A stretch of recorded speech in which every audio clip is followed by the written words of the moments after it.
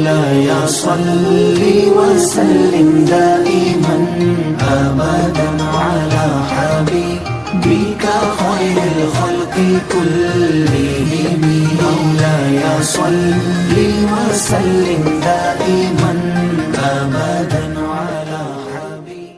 بسم اللہ الرحمن الرحیم. اللہم رب اشرح لی صدری ویسر لی امری واحلل عقدۃ من لسانی یفقہوا قولی. اللہم رب زدنی علما کثیرا. آج کی سیرہ سیریز کے اس لیکچر میں ہم جائزہ لیں گے آپ صلی اللہ علیہ وآلہ وسلم کی حیات مبارکہ کے ان پہلوؤں کا جو نبوت کے منصب سے سرفراز کیے جانے سے پہلے کا ہے. یعنی آپ صلی اللہ علیہ وسلم کی زندگی کے وہ 40 سال جو نبوت کے پہلے کے ہیں. چونکہ ہم نے پوری اس لیکچر سیریز میں جو کہ 11 لیکچرز پہ مشتمل ہے، ہم نے کوشش کی ہے سیدنا ابراہیم علیہ السلام سے لے کر آپ صلی اللہ علیہ وسلم کی زندگی کی یعنی نبوت کی زندگی تک ہم نے کوشش کی ہے کہ جو بھی اہم واقعات ہیں ان کا احاطہ کیا جائے. اور الحمدللہ آج ہم نے سیرہ سیریز کے پچھلے لیکچر میں ہم نے آپ صلی اللہ علیہ وسلم کی نبوت سے پہلے کی زندگی کے فیز کو مکمل کیا ہے. تو اس طرح اس سیرہ سیریز میں انشاءاللہ آپ صلی اللہ علیہ وسلم کی سیرت مبارکہ کے 3 فیز بنیں گے. ایک نبوت سے پہلے کا فیز جو الحمدللہ ہم ختم کر چکے ہیں، اور ایک آپ کی زندگی کی جو نبوت سے بعد شروع ہوئی وہ فیز جو مکی دور پہ مشتمل ہے، اور ایک آپ صلی اللہ علیہ وسلم کی مدنی زندگی کا فیز. تو یہ 3 فیزز پہ سیرہ سیریز ہوگی انشاءاللہ. اور اس میں الحمدللہ ثم الحمدللہ ہم نے ایک فیز کو مکمل کیا ہے. تو اس تکمیل کے موقع پہ میں چاہوں گی کہ پچھلے تمام لیکچرز کا جائزہ ایک ہی لیکچر میں لیا جائے اور ایک ریکیپ ٹائپ لیا جائے، تاکہ وہ لوگ جو اس سیرہ سیریز میں ہمارے ساتھ شامل نہیں تھے وہ بھی اس سے بھرپور استفادہ کر سکیں اور سیرہ سیریز کا حصہ بن سکیں.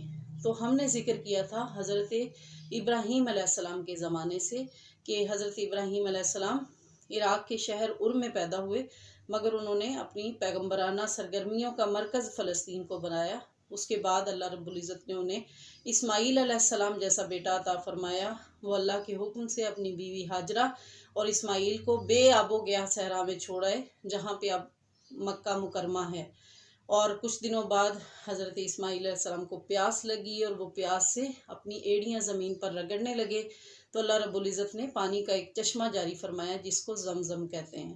اس کے بعد وہ وہاں پہ آباد رہے، اور وہاں پہ ایک قبیلہ آ کے آباد ہوا جو تاریخ میں جرہم ثانی کے نام سے مشہور ہوا.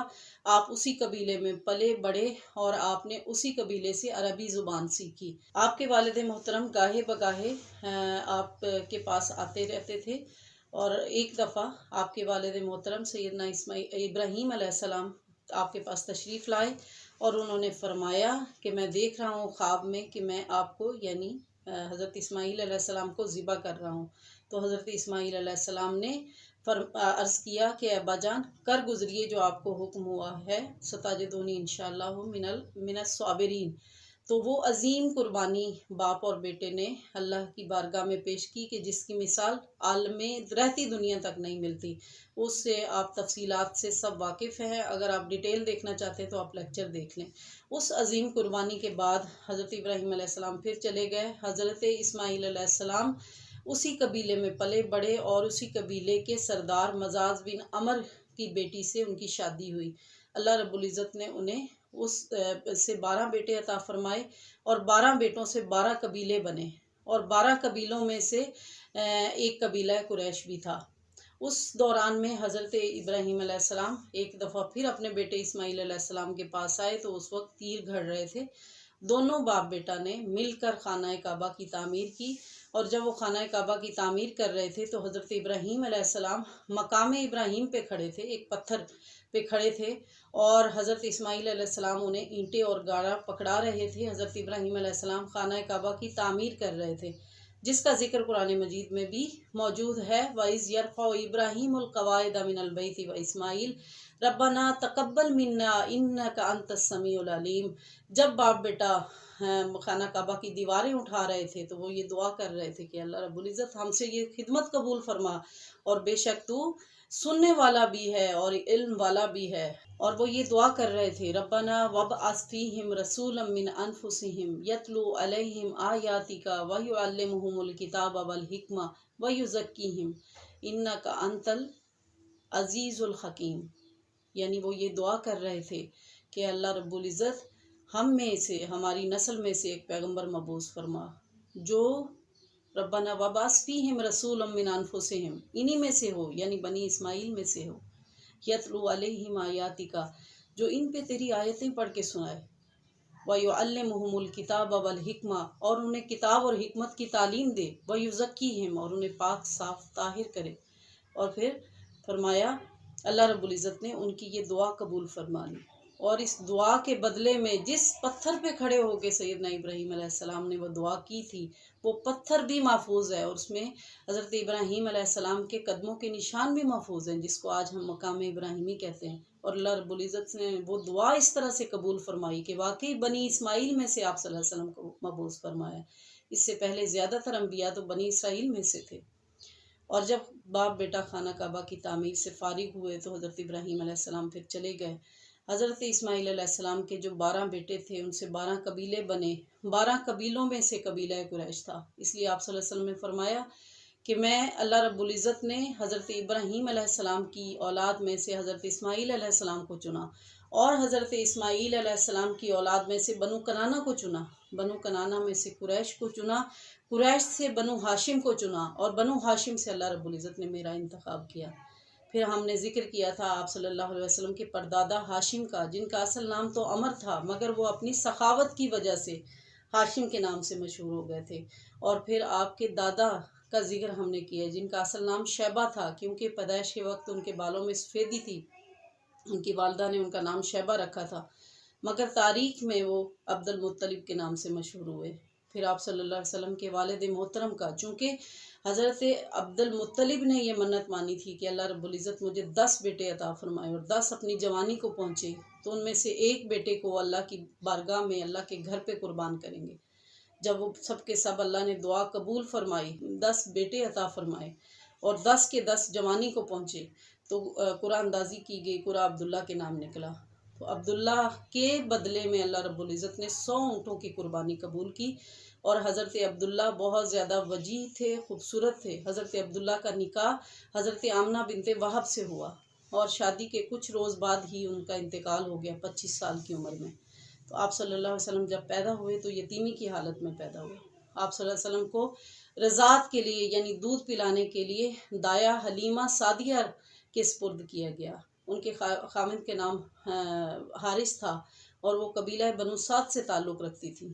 آپ صلی اللہ علیہ وسلم 4 سال کی عمر تک بنو سعد میں رہے۔ پھر آپ صلی اللہ علیہ وسلم کی عمر مبارکہ جب 4تھا سال تھا تو واقعہ شق صدر ہوا، اور اس کے بعد آپ اپنی والدہ کے پاس تشریف لائے۔ آپ کی والدہ کے پاس آپ 6 سال کی عمر تک رہے۔ اب 6 سال کے بعد والدہ کا انتقال ہوا اور وہ ابوا کے مقام پہ ان کی تدفین ہوئی۔ پھر آپ اپنے دادا کے سایہ شفقت میں آ گئے۔ پھر جب 8 سال کے ہوئے تو آپ کے دادا کا انتقال ہوا۔ پھر آپ اپنے چچا حضرت ابو طالب کی کفالت میں آ گئے۔ حضرت ابو طالب نے تمام زندگی آپ کی کفالت کی ذمہ داری کو نبھایا، آپ کا ساتھ دیا۔ ان کی ساری دشمنیاں اور دوستیاں آپ صلی اللہ علیہ وسلم کی وجہ سے تھیں۔ آپ صلی اللہ علیہ وسلم کی عمر مبارک جب 12 سال ہوئی تو آپ کے چچا حضرت ابو طالب آپ کو لے کے ملک شام سفر تجارت کے لیے گئے، لیکن راستے میں بصرہ کے مقام پہ ایک بحیرہ راہب سے ملاقات ہوئی تو اس نے مشورہ دیا کہ آپ ان کو واپس لے جائیں، اور اس نے چونکہ علامات نبوت دیکھی تھی، آپ صلی اللہ علیہ وسلم کے کچھ معجزات دیکھے تھے، اس لیے اس نے کہا کہ ان کو یہود سے خطرہ ہے تو واپس بھجوا دیا۔ اس پہ کچھ نام نہاد ویسٹ کے مغرب کے مفکرین نے کچھ اعتراضات اٹھائے ہیں۔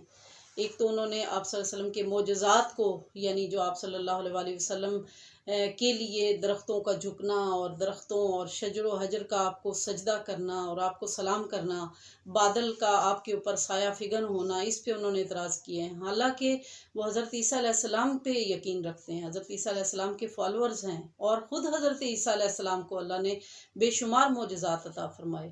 حضرت عیسیٰ علیہ السلام کا پنگھوڑے سے کلام کرنا، حضرت عیسیٰ علیہ السلام کا اندھوں کو بینائی دینا، حضرت عیسیٰ علیہ السلام کا مردوں کو زندہ کرنا، حضرت عیسیٰ علیہ السلام کا جو کچھ وہ گھر میں رکھ کے آتے تھے ان کو ان کے بارے میں خبر دینا، اور تمام انبیاء کو اس طرح کے معجزات عطا فرمائے۔ تو جب آپ صلی اللہ علیہ وسلم وہ سب اعتراض کرنے والے حضرت عیسیٰ علیہ السلام کے، حضرت موسیٰ علیہ السلام کے اور باقی انبیاء کے معجزات کو تو مانتے ہیں، مگر آپ صلی اللہ علیہ وسلم کے معجزات سے انکار کرتے ہیں، تو یہ صرف اور صرف تعصب کی وجہ سے ہے۔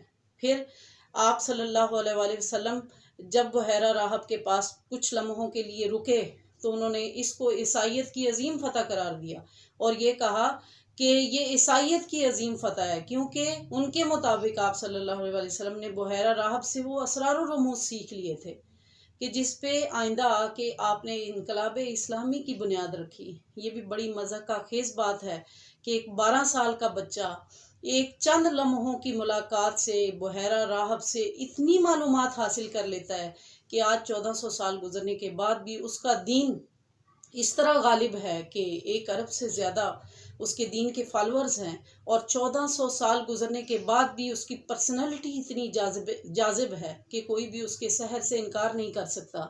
1400 سال سے زیادہ عرصہ گزرنے کے بعد آپ صلی اللہ علیہ وآلہ وسلم کی عظمت کے غیر بھی معترف ہیں، اور وہ کہتے ہیں کہ ہی از the personality of the holy prophet صلی اللہ علیہ وسلم is the most influential personality ever born in humanity۔ تو یہ کیسے ہو گیا؟ وہ بحیرہ راہب جس نے یہ آپ کو اسرار و رموز سکھائے، اس نے ان اسرار و رموز پہ خود عمل کر کے کسی بڑے دن کی بنیاد کیوں نہیں رکھ لی؟ تو یہ ساری مضحکہ خیز باتیں ہیں، یہ تعصب کی اینک جب کوئی لگاتا ہے تو اس طرح کی باتیں سامنے آتی ہیں۔ افسوس صد افسوس کہ ہمارے کچھ مسلم مفکرین بھی اس تحریک کا حصہ بن گئے نادانستہ طور پہ، اور بجائے اس کے کہ ان روایات کا وہ علمی محاکمہ کرتے، ان اعتراضات کا علمی جواب دیتے، آپ صلی اللہ علیہ وسلم کے معجزات کو ثابت کرتے، اور بحیرہ راہب سے اس ملاقات میں جو اعتراضات انہوں نے اٹھائے تھے، جس کو وہ عیسائیت کی عظیم فتح قرار دے رہے تھے، اس کا علمی محاکمہ کرتے، وہ خود اس تحریک کا حصہ بن گئے، اور انہوں نے سرے سے ان معجزات کا اور اس ملاقات کا انکار ہی کر دیا۔ یہ واقعہ اتنے تواتر کے ساتھ بیان ہوا ہے کہ سیرت میں اس کا انکار پاسبل نہیں ہے۔ تو یہ سیرت کی سیریز میں نے اس چیز کا ذکر اس لیے کیا کہ انشاءاللہ ہمارے یہ اسٹوڈنٹس جب بڑے ہو کے سیرہ سیریز کے ذریعے انشاءاللہ سیرت النبی میں ان کی دلچسپی پیدا ہوگی تو یہ پڑھیں گے، اور یہ انشاءاللہ جو مغربی مفکرین نے اعتراضات اٹھائے انشاءاللہ ان کے جوابات بھی دیں گے۔ تو جو مغربی مفکرین نے اعتراضات اٹھائے ہیں آپ صلی اللہ علیہ وسلم کی ذات اقدس پہ، انشاءاللہ اس سیرہ سیریز کے ذریعے ہم اس کا جواب بھی دیں گے۔ آپ صلی اللہ علیہ وسلم کی عمر مبارک جب 15 برس ہوئی تو آپ نے جنگ فجار میں جزوی طور پہ شرکت کی، اس کا بھی ایک لیکچر میں ذکر ہے، آپ تفصیل سے سیکھ سکتے ہیں وہاں سے۔ اور پھر آپ صلی اللہ علیہ وسلم کی عمر مبارک جب 20 سال ہوئی تو وہ معاہدہ جو مظلوم کی داد رسی کے لیے کیا گیا تھا، عدل و انصاف کے قیام کے لیے کیا گیا تھا، حلف الفضول، اس میں آپ نے شرکت کی۔ جب آپ صلی اللہ علیہ وسلم کی عمر مبارک 25 برس ہوئی تو آپ حضرت خدیجہ رضی اللہ تعالیٰ عنہا کا مال لے کر ملک شام سفر تجارت پر گئے۔ اس سے واپس جب آئے تو ٹھیک 2 ماہ بعد آپ کا نکاح حضرت خدیجہ الکبریٰ سے ہوا، اور پھر آپ صلی اللہ علیہ وسلم کی عمر مبارک کا جب 35واں سال تھا تو آپ صلی اللہ علیہ وسلم نے حجر اسود کو بڑی تدبیر کے ساتھ اپنی جگہ پر رکھ کر قریش کی قوم کو ایک بڑی ناگہانی مصیبت سے اور خون ریزی سے بچایا۔ تو یہ ایک اوورآل ہم نے ریکیپ لیا آج کے اس لیکچر میں۔ جو پچھلے ہمارے سارے لیکچرز تھے ہم نے کوشش کی کہ ان کو کور کیا جائے، اور جو نئے ہمارے ساتھ لوگ شامل ہو رہے ہیں ان کو وہ بھی اس سے بھرپور استفادہ کر سکیں۔ اللہ رب العزت سے دعا ہے کہ اللہ رب العزت ہمیں دین کا فہم عطا فرمائے، حضور علیہ الصلوۃ والسلام کی سیرت کے ساتھ محبت عطا فرمائے، اور آپ صلی اللہ علیہ وسلم کی سیرت کو زیادہ سے زیادہ سیکھنے اور اس پہ عمل پیرا ہونے کی توفیق عطا فرمائے۔ مولاي صل وسلم دائما أبدا على حبيبك صل وسلم دائما